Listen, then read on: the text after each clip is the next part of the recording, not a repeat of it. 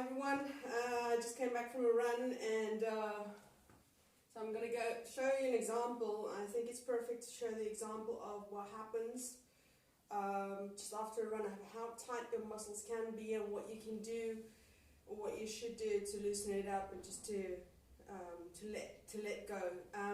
In the previous recording I was focusing on hip release, but more on the hamstrings and then a couple of other things. Right, today we're going to concentrate on a different section so that you learn the sections, because in running sometimes when you do heels there's a certain part of your body and your legs that's working harder than other ones. So you need to change these stretches up. Try them out with each run that you do and see how it works for you, because your body is built a different way from anybody else's body.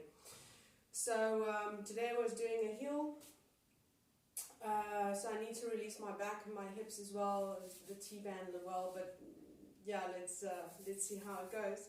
So first I'm going to do a quad stretch. Everybody knows this one. It's the usual one, but what I do differently from this one is first I keep it straight, keep my knees straight. I don't touch them yet. So instead of trying to have it out there, make sure that you're straight, because when you have it out there, maybe you're doing too much, then maybe like lower your hand a little bit. Instead of having it by your toe, which might cause you to lean over, grab your ankle instead. So it's a lot better for you to grab wherever you can to keep your hips straight, keep them level. Don't have one higher than the other one. So the secret in stretching quad strap, which is not only stretching your quads, it's also stretching your hip flexors. That was the previous time we were talking about hip flexors, one of these the stretches, the main stretches people need to do that are sitting a lot, that's in the office a lot, that's driving a lot, also runners and cyclists. Okay. So just hold it there and feel the stretch. And once you can feel when it starts releasing, when it gets too easy, basically, when you don't feel that extreme stretching anymore, that painful kind of stretching, then you kind of try and grab closer to your toes, move your hand up, grab closer to your toes, and then squeeze your leg in towards the other. Try and let your knees, they don't really touch yet, but you kind of close them in and try and open your shoulder and open your hip. So you kind of push your hip forward, and when you push your hip forward, show you from the side. There you go, from the side. So now I have them level and grabbing higher onto my toe and pushing my knee down, and now I'm stretching back and I'm pushing my hip forward, and that stretches right into your knees. So there are so many times that athletes have, you can swap legs. So grab this one first on the top of your foot, and maybe when you're out there you can start there, but then bring it down and make sure your hips are level. So there's so many times that athletes has knee problems because they're not stretching their quads correctly. And one of these things are your legs out there, you're slumped over, maybe you're overtired. So I'd rather have you grab onto something, stabilize yourself, and keep it out. Keep your hips level. Make sure the hip bones are horizontal, in line. Okay, now move your hand up towards your toes, and now push your knees a little bit closer and push your shoulder back. Relax with your shoulder, because if you pull up like this, then we're not stretching either, because we're hunching over. So let your shoulder go back and push your hip forward. And the more you try and push your hip forward, and you can see now I'm pushing down with this hips going down, and now I'm stretching straight into my knee. And the other leg is just straight and relaxed.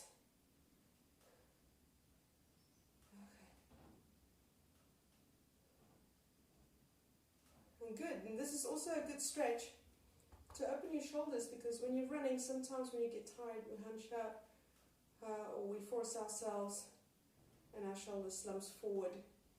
It happens very often that runners slump over, and that actually collapses your breathing, that restrains you from breathing, refrains you from breathing, sorry. Translating too much. Okay.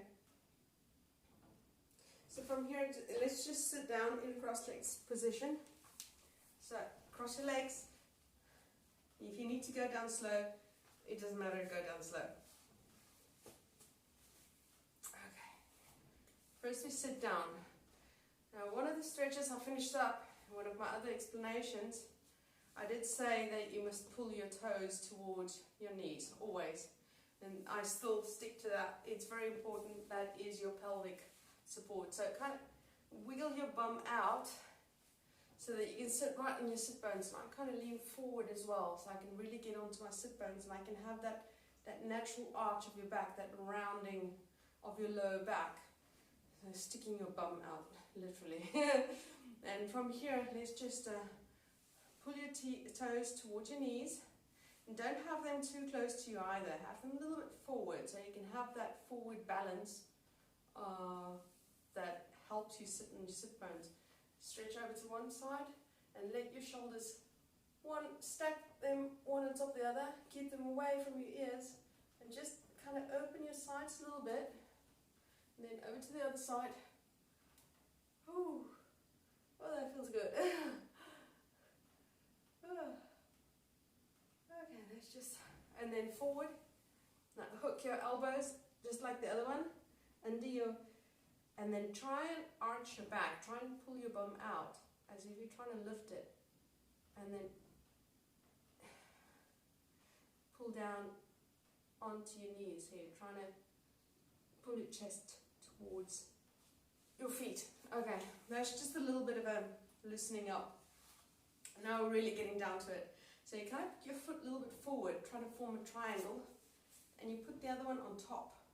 Pull your toes towards your knees, and check out that your shins one on top of the other one. So this leg, it's very tight because I just came from the run. So it's very high up in the air, and it's very normal. And maybe scoot up those gluteus and just sit there for a moment and just try and relax into the seated position. So when I look down, I can see my shins, my toes are in line. My heel is on top of my knee. It's not behind it, it's really on top. So my heels are in line, my toes are in line. And while you're trying to just relax into the seated position, because this is a really big stretch for your hips,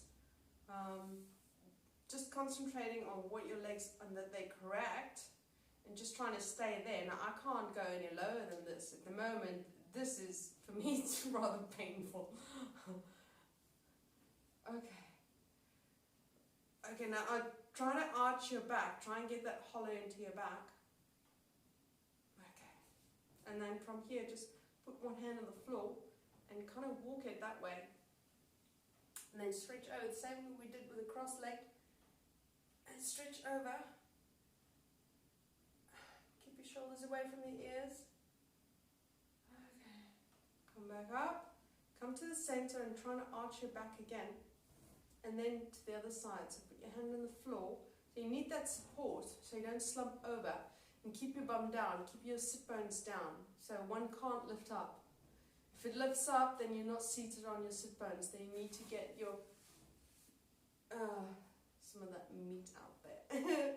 Okay, and then go over to the other side. This side, because this leg is up, hurts more.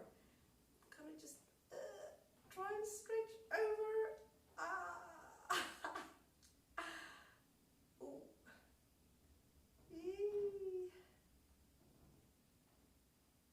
Okay, and then slowly come back up.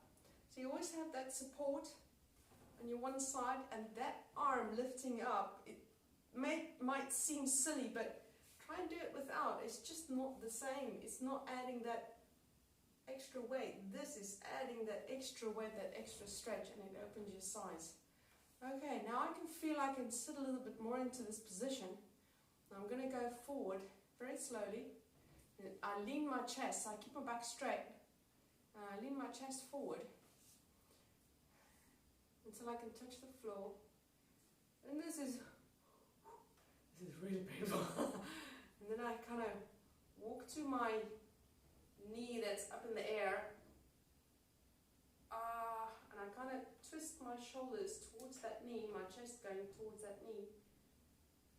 And I go back to the center. And I'm still pulling my toes towards my knees. And then I'm going over to the other side. It's very slow movements. And your head is in line. You can see I'm kind of peeking at you because your head needs to be in line with your back. And then I kind of stretch this shoulder and my chest to this knee, to this foot that's on top. And I come back to the center. And I try and arch my back a little bit. Oh, right. Look how far down the knee has gone now. It was up here, more or less, I think. And now it's gone down quite a bit. And I can actually try and pull your foot in a little bit. And then kind of slowly, very gently, squish it down. Okay. Help that foot down. Don't use your leg to put it down because the muscles are very tender right now. You stretch them out. You don't want them to pull tight again. So I'm going to let them go and then help yourself to arch your back, straighten your back, and then check out your legs. And then swap legs. Now put the other one in front. This one goes on top, and you will feel that it's a lot easier that this leg goes down. The one that was on top was the one that's been stretching a lot more. So look down, make sure your heel is like on your knee, and then kind of try and get on your sit bones, and all the time that you're trying to place yourself, you are stretching already. And then make sure your toes are straight, they're parallel, and I kind of squish my bum to one side and to the other side until I feel, okay, I think it's perfect. And then I pull my toes towards my knees, and now it's a lot easier, I must say. Normally my right leg is a lot tighter than my left hip, and it's a lot easier to sit like this. And now we go over to the other side first. So first your hand, and then carefully you don't flop down to the forward, go down to the side and just have that support.